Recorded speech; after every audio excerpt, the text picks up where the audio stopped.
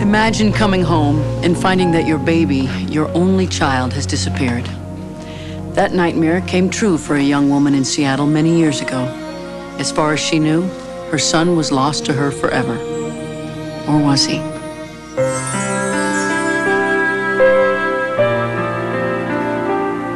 The year was 1955, and Doris Brooks was only a child herself, just 14 years old. She learned she was pregnant. 4 days before I turned 15th, my 15th birthday, I gave birth to a baby boy. I named him Anthony, 8 pounds, 9.5 ounces. Doris brought her new baby home to live with her mother, and for 6 months, she loved and cared for her son. You know, at 15, you figure, oh, I'm gonna love this person, and they're gonna love me in return, and just me and him. You don't think about the future, where you're going from there. What the future held for Doris was tragedy. One day she came home to find her baby gone, vanished without a trace. My mother says that the state had intervened and it was for the best. My world crashed around me. I had to accept it. What could I do at 15? 2 months later, when her mother gave birth, Doris suppressed her grief by caring for her baby brother, Laren. And he and my baby were 8 months apart. And I think that's where I kind of found some kind of peace, maybe in that, you know, just caring for him and loving on him, but never forgetting about my own. Never forgetting. All Doris had left to help her remember Anthony was a single photograph. For the next 44 years, she would carry that picture in her wallet and her lost son in her heart. I would often think, where are you? Where is he? As I move around the city, you wonder, is that him? Could that be him? You know? And that's the agonizing thing, you know? 19, I got married. Then I started having other children. But you never forget about you first. As the years passed, Doris took steps to find her son, but each time she lost heart. I just didn't know where to start. And then fear sits in now. You wait 20 years, he's 25, 30, 35, and then you begin to wonder, what is he thinking? Now anxious to find her son, Doris contacted Karen King, who specializes in reuniting families separated by adoption. It's like a part of you is missing, and until we find that missing piece to our puzzle, our heart puzzle, we're never at peace. So when you are reunited, it's like you find that missing puzzle piece. Karen promised Doris if her son were alive, she would find him. But the more difficult question remained. After 43 years, would he want to meet his mother? Karen asked Doris to write a letter to help pave the way for a reunion. Dear Marvin, I gave birth to you 4 days before I turned 15 years old. For the first 6 months of your life, I was your mother. I nurtured and did my best to care for you. Just 10 days later, Karen King called Doris with amazing news. Not only had she found Marvin, but he was living only a mile away from Doris. The next step was to contact him. And this lady gets on the phone. She said, my name is Karen King, and is this Marvin Charles? And I said, yes. Well, I thought it was a telemarketer. So she says, is your birth date 4/25/55? And immediately my mind tells me, oh, what kind of product is this? Well, they need your birth date, right? So she further informs me that there was a lady that had been looking for me for 43.5 years, and it was my mother, and that just floored me. Karen asked Marvin if she could read him the letter his mother had written. In the most secret moments of time, I ask God not to let me leave this earth without seeing you. I love you, my son. Firstborn. I have always. I do hope that you will hear my heart and allow me once again to be a part of your life. For this, I am willing to wait. Love, Doris. For the first time in my life, I'm thinking to myself, there is somebody out there that loves me. Marvin had not had the happy life that Doris wished for him. At 9 years old, his adoptive mother died suddenly. Marvin was sent to live with an uncle whose abuse scarred his childhood. I remember one time he stood me over the stove and said, turned the stove on and held my hand over the eye and said, "This will teach you not to steal." And I could go on and on with that, but that's how my life went. Toward the end of high school, Marvin ran away from the abuse, and although he would marry and have children of his own, his demons followed him. He tried to fill the emptiness inside with drugs and alcohol, but instead lost everything he valued. I spent quite a few years as an addict. And so when I made that decision to turn my life around and get back together again, I remember going to God and asking him to help me put my family back together. I was speaking about my children who were in custody of CPS and my wife, who was my girlfriend at the time. And God did that. Marvin went into recovery and put his life back together, but he had never even dared to pray for a call like Karen's. But you know, you always hear, be careful what you ask God for, because he might give it to you and so much more. I couldn't wait to call her and say, "Doris, I found him." And I said it just in that tone, and she said, "Oh my God," and she just started crying. And I just about come unglued. Happy, scared, happy, you know, all of this emotions, all these feelings are going on. So he leaves Karen's house. She said, "Well, he should be there in about 15 minutes. He's leaving now." Oh. As Doris paced nervously on the sidewalk in front of her house, Marvin traveled the familiar streets of his own neighborhood, searching the faces of every woman he saw. Any one of them could have been his mother. He might have passed her every day and never have known it. Finally, a car turns in. It's he, his wife, and his children. I don't know what to say. Karen didn't tell me that.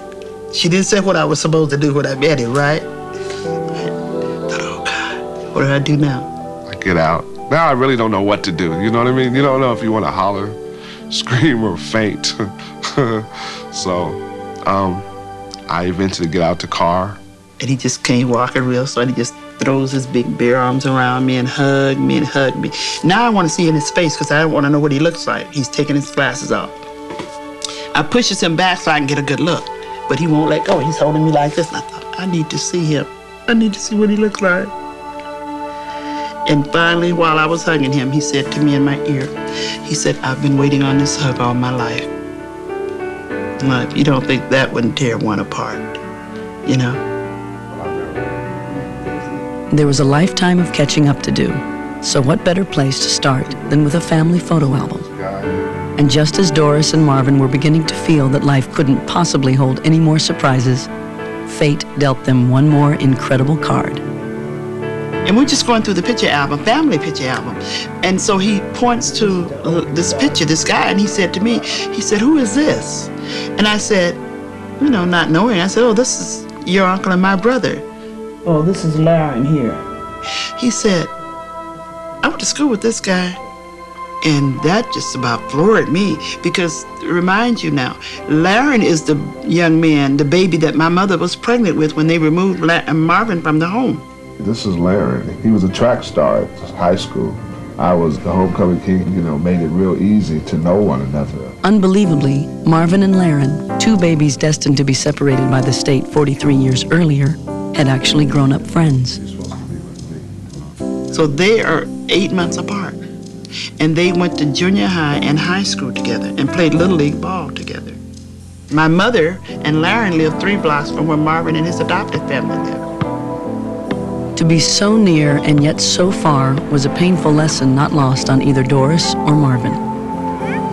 That probably explains why today Doris lives with Marvin and his family.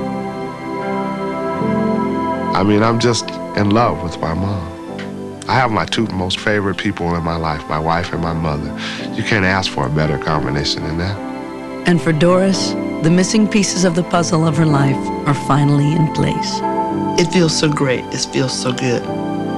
You know, it does. There's nothing else that I could ask for. Not in my lifetime. I have a story to blog Lost and found again after many years. Doris Brooks was just a child herself when she had her first baby, a boy, who was taken and put up for adoption. But now, a lifetime later, she started a new life with her son and his father after a remarkable reunion. And we're going to meet them all in just a moment. But first, here's their story. For more than 40 years, she carried a baby picture in her wallet. 40 years of hope. It never left my heart that one day I would find my baby. The story starts in the summer of 1954. Doris met Willie, fell in love, but she was just 14. He was 20. They were unmarried. When a baby boy was born, Doris was so young the state of Washington took him away for adoption. The baby gone, Doris and Willie drifted apart. Willie joined the Army. He and Doris had other marriages, other babies, but Doris never forgot her first son. Inspired by a program she saw about adoption reunion, she gathered the courage last summer to try to find him. Now I'm beginning to think, what is he thinking? What did I give him up, and why did I give him up? And now I got to explain all this. Days later, there was her baby, Marvin, now in his 40s. Just held my arms out when he got out of his car, and I said, "Come here, son, and give me a hug." You know, and we hugged, and he said to me, "I've been waiting on this hug all my life." I looked at my mom's face and I saw me. I saw a reflection of myself, you know, and that's something that a child grows up looking for all the time. He said, "Can we do one thing?" And I said, "What is that, son?" He said, "Can we leave all of this other stuff behind us, and can we start from here?" Soon Marvin asked about his father. They found him in California. He had a stroke and was living alone. Life rarely works out like a Hollywood musical, but Doris and Willie fell in love for a second time and eloped this spring. 40 years in the making, they're a family again. And they are joining us now, Doris Brooke Cheatham and her husband William Cheatham and their son, their little boy, Marvin Charles. I have to ask, first of all, where did you find Marvin? How far away was he? About a mile from... A mile from... where I was living. You know, I was just watching a TV show on adoption, and I'm always intrigued. And Marvin, had you been looking for your birth parents too? I had made a couple of attempts after I became an adult, but they always ended up to no avail. So I just gave up. And in fact, life had been pretty rough for you as a child. Yes, it had been very rough. I was in an adopted home, and there was not any love in that home. We were provided for, but there was a lot of abuse, mental, some physical. And so I had just reserved to just getting through the day in that home. And all those years, 43 years, not a day went by you didn't think of him? You know, as time went on, you know, it's early on when I was a teenager and after he was gone, I thought about him all the time. But then after getting married, you know, say in a 20-year span, I got married and had other children. But birthdays is when it would really hit me. We're 4 days apart, 29th for me and 25th for him. So every year would really get me. All right, the two of you decide to begin the search for Dad. You're divorced now, long since. How hard was it to find him? A phone call away. A phone call? Yes. He lived in the Bay Area, so I made a phone call and asked, did you have a Willie Cheatham in the Bay Area? I hadn't heard from him in 43 years. And Mr. Cheatham, when that phone call came to you, when they walked in, what did you think? Okay. I can't talk too plain, and I had a stroke. And were you pretty happy? okay, right, Had you longed for it too? Had you wanted it too? right, okay. Yeah. And was he what you thought he would be, Marvin, when you finally met your dad? He was everything I thought he'd be, you know. First of all, he was just my father. It didn't take much more than that for me, you know, just a dad, my dad. And did you have any idea that they might get married and that you would in fact have this TV family after all these years? No, I didn't. I saw my father, and the first sign of something was happening was my mother kept asking me, what does he look like? Could you bring me back a picture, because I went to visit my father. But I didn't really pay a whole lot of attention to that. So was it love again at first sight after a long wait? You know, it stirred up a lot of old memories, you know, brought back a lot of things to you, you know, and you think, your first love, how could this possibly be? I find my son, and we just started talking, you know. I wasn't expecting anything other than a good conversation, right? And just one thing led to another, you know, after all these years, you know. And Marvin, your dream is to have a wedding with what a kind of reaffirmation ceremony of everybody, right? Yes, I'm 45 years old, so I figured by the time I'm 50, since I missed out on the eloped, right, we could have a ceremony together, you know, my wife and my mom and my father together. Does it change every single day for you now Yes, to it have does. your family? Yes, it does. It's, you know, it's a lifelong dream. As a child, you grow up, as the older you get, you become distant from that ever happening, right? I remember saying a prayer to God, help me put my family back together again. I was just speaking about my wife and my children myself, but I had no idea what God had in store, you know. He brought a whole family together. Well, it is a wonderful story. And we hope you all do have this wedding ceremony. And there's so much to celebrate Yes, after all these years. Thank you. And we hope you feel better. Okay. Mr. Cheatham. We hope you're better. Again, thanks for coming in. Thank you. It's now 39 minutes past 8, and coming up next, Elvis, the Beatles, your #1 TV moment of rock and roll. See what the experts picked.